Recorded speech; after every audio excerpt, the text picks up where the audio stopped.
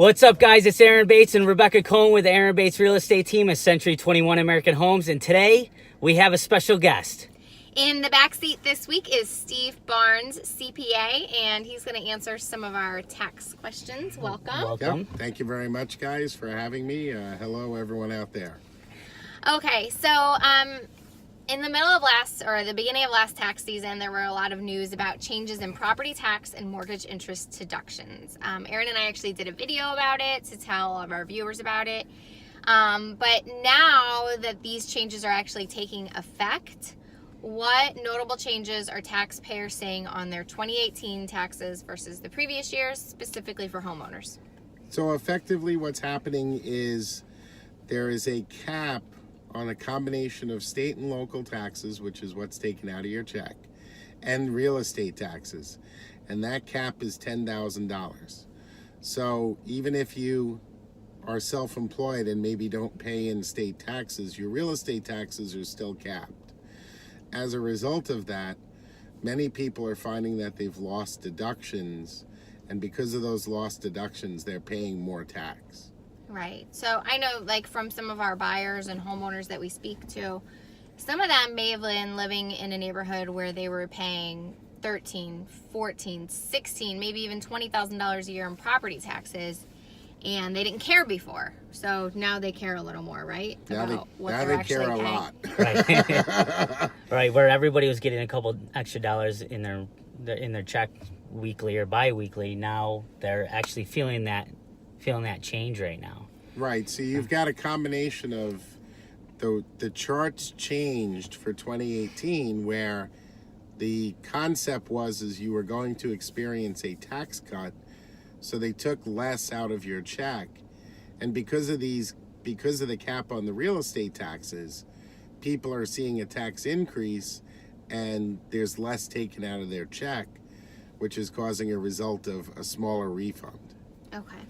And that's the conversation that we're having with people. They're calling us up and like, oh, we just got hit real hard. We're not getting that. Let's say they were getting $5,000 back. They're getting something closer to maybe $2,000 back. Is that correct? That is correct. And it's going to have a ripple effect on the economy because many people use those refunds to purchase houses. That's Right. where their down payments come from. Mm-hmm. Right. And we're also seeing that, especially people who, if they don't have kids in school anymore, they might not want to be paying those higher property taxes in those neighborhoods anymore. That's also correct. And so the proof will be in the pudding in May when the school tax budgets go to vote, because I think you're going to find that more people are going to come out and vote down these budgets in areas where the real estate taxes or school taxes are very high. Which is something that we, if you're down in North Carolina where one of my sisters lives, her property taxes throughout the year, I believe, are around $4,000 or roughly around there. So it really affects people here on Long Island because we have high property taxes compared to other places in the United States. Mm-hmm. Anywhere in the tri-state area is going to experience this cap and this issue of the less in real estate taxes, more in tax, and smaller refund. Right. All right, so let's talk about some of the other changes. Qualified Business Income Deduction. What is it? Who does it affect? And what does it mean? So what happens is self-employed individuals are allowed to deduct 20% of their profits, and that includes rental properties. They're able to deduct 20%. So effectively, you're only paying tax on 80% of your income. So it's a good thing for small businesses and people who own active rental real estate. Now, just to kind of clarify the 20%. So let's say we'll go back to last year where you would write off, mileage, you would write off meals, entertainment, travel. So now, can you write that off plus a 20% or just 20%? So what happens is your business is your normal business. Very little to nothing has changed in regards to that. So if you have $100,000 in revenue and $90,000 in expenses, that is still going to hold true. It's that $10,000 profit that you have left that you're going to be able to take a $2,000 tax deduction against. Okay. Okay. So you're saying that the qualified business income deduction actually benefits business owners? Oh, tremendously, thing. because you're only paying tax on 80% of your profits. Okay. Okay. Okay. Anytime you can get pay less tax on your profits is a good thing. Right. Right. Everybody likes We paying love less. Yeah, we love that. Okay, so other changes in corporate taxes. Anything else that we're saying in terms of small corporations or large corporations? The one major change is that entertainment is no longer deductible. So a lot of people who take their clients out to sporting events or golfing or similar entertainment type expenses, those expenses are not going to be deductible. Okay. Otherwise, there's really no change in your normal expenses that you have, which is good for business. It means all the expenses you were able to take before, you're still able to take. Okay. Right. Great. Okay. Okay, what about investment properties and rental properties? I know we have a lot of investors out there watching. Yeah, you touched base on that a little bit. So if you could kind of elaborate a little bit. Sure. right, So the one thing is whatever the rental property profits are going to qualify for that qualified business income deduction. So that's one good thing. And there really isn't a lot of change in the real estate income and deductions. So what does that mean?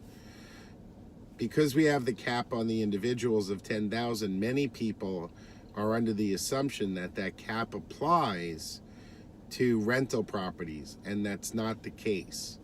The same with mortgage interest. There are caps now in place on individual mortgages for a primary residence. Those caps do not apply to rental properties. So if you pay $20,000 in real estate taxes and your mortgage is $2 million and you pay the interest on that for your rental property, those deductions are still perfectly good deductions on your rental property. So you're saying that if the property, if it's a rental property and it's in the name of a corporation, the property tax and mortgage interest deduction changes don't affect them? That is correct. So what the changes that affect the individuals do not affect rental properties, Okay. Okay. Good to know. Yeah. which is a good Yeah. thing because in many cases that's going to help you lower your profit, and that lower profit you're only going to have to pay 80% tax on because of the qualified business income deduction. Got it. Okay. Okay, so last topic of the day is going to be people who are considering purchasing a home in the next year or two. If you're applying for a mortgage, your tax returns are going to be reviewed by the lender. So what do people who maybe they've never purchased a home before, or maybe they have, but what should they be worried about, or what should they be concerned about on their tax returns in order to get a mortgage? So what happens is that the mortgage or the bank is going to be looking at, can you afford the mortgage? And they're going to come up with a ratio based on your debt, based on your income, as to whether or not you can qualify for that mortgage. Many people, especially the self-employed, maybe don't show profits because they have a lot of expenses for their business. Those expenses or those lower profits are going to put you in a position where you're not able to get the mortgage because you're not showing enough income. So what self-employed people need to keep in mind is that they need to be able to show enough to support a house. Right. That's not to say that they should create fictitious income, but they just need to watch their expenses and work with their mortgage brokers and banks to make sure that they can qualify based on the income that they have. Right.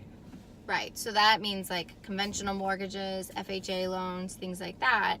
You have to have the income to support the mortgage, unless Correct. you're going to use a different type of loan program. Correct. And what ends up happening is, since the majority of people go for these conventional mortgages effectively, the tax returns become very important.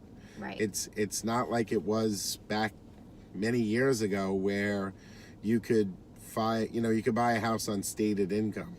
which means that they wouldn't really look at your income. It was just your your credit score that would determine whether or not you can buy a house.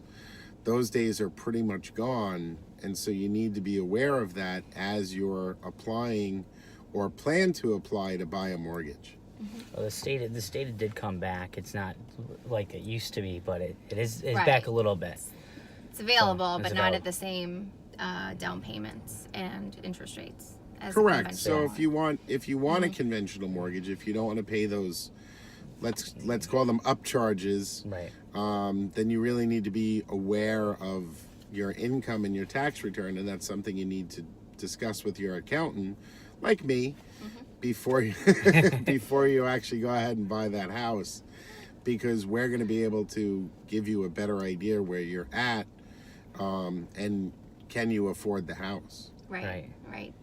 So our team, we work with Steve and we work with a lot of different lenders in order to try to put you in a position that gets you in the best position to buy a house, sell your house, buy another house, all of those things. So just keep in mind that it's not just about, getting pre-approved. It's also about, affordability, and we can put together You a want to whole set team. yourself up.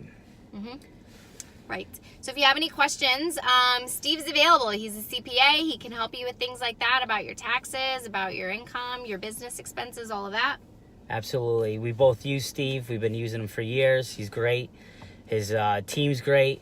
Steve, you want to give him your phone number? Sure. So I can be reached at 631-586-2830, and you're welcome to just call me even if you just have questions. Great, guys. Have a great day. Thanks.